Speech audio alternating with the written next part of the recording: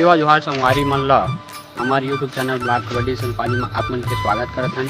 तो संगवारी हो आप मन शहर से सूचित करत हन कि प्रत्येक वर्ष संघाती इस वर्ष ही ग्राम लीमागढ़ में 2 दिवसीय ओपन चैलेंज कबड्डी प्रतियोगिता के आयोजन रखे गए हुए संगवारी हो, जिसमें प्रथम इनाम हुआ 21,000 रुपये एवं द्वितीय पुरस्कार है 15,000 रुपये एवं तृतीय पुरस्कार हुआ 10,000 रुपये एवं चतुर्थ पुरस्कार हुआ 7,000 रुपये।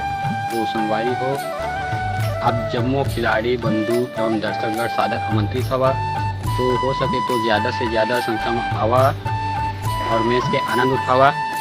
मैच प्रारंभ दिवस हुआ है 15 दिसंबर के और मैच समापन दिवस हुआ है 16 दिसंबर के संगवारी को। और ये वीडियो ला ज़्यादा से ज़्यादा शेयर कर संगवारी हो और आप मतलब पम्पलेट शो कर देते संगवारी हो। जय जोहार, जय छत्तीसगढ़।